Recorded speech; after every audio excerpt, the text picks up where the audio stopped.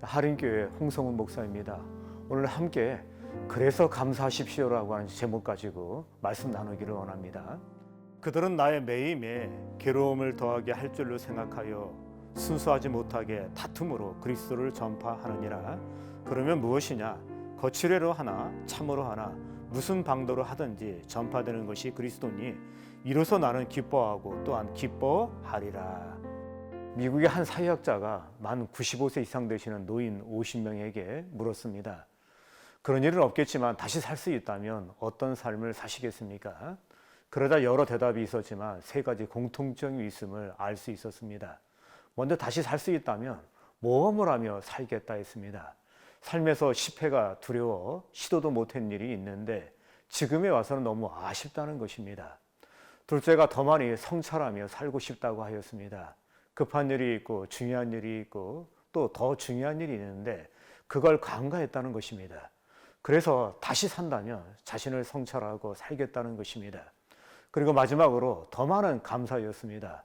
늘 아쉬운 가운데 살았는데 다시 산다면 감사하며 살고 싶다고 했습니다.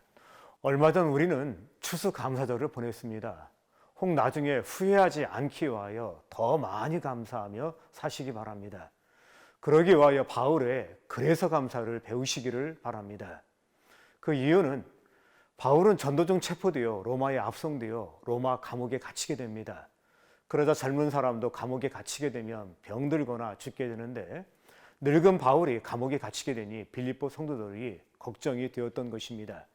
이때 바울은 빌립보 교인들이 걱정한다는 소식을 듣고 걱정 말라고 하면서 오히려 내가 감옥에 갇힌 것이 하나님께 감사하다고 하고 있습니다.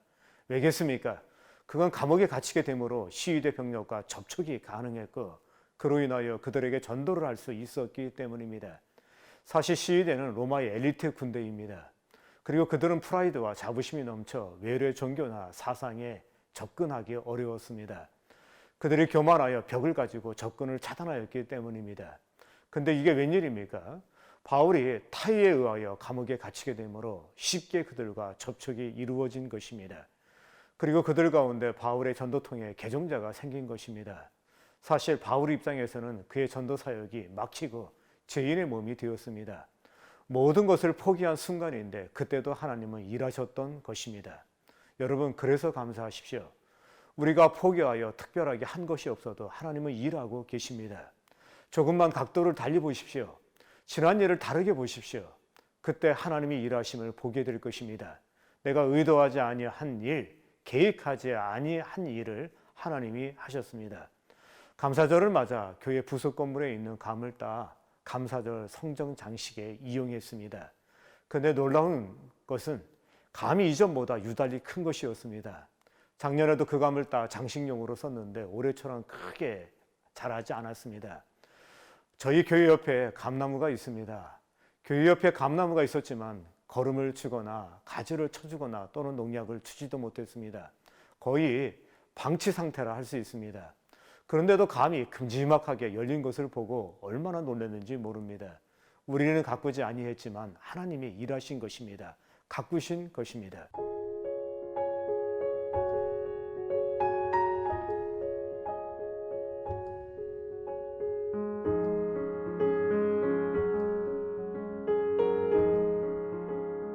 그뿐 아니라 지난 1년간 목회자로서 성도 한 사람 한 사람을 돌보고 양육하지 못했는데 성도들 한 사람 한 사람이 교회의 일꾼으로 서 있는 것을 보게 되었습니다. 어린이 같은 신앙이었는데 성장하여 청년처럼 봉사하고 아비처럼 교우들을 돌보는 모습을 보고 놀랐습니다. 분명 저의 수고가 없었습니다. 그럼에도 성장하고 열매를 맺은 것은 하나님이 키워주셨기 때문입니다. 하나님의 일하심을 볼 수 있길 바랍니다. 그때 그래서 감사를 하게 될 것입니다.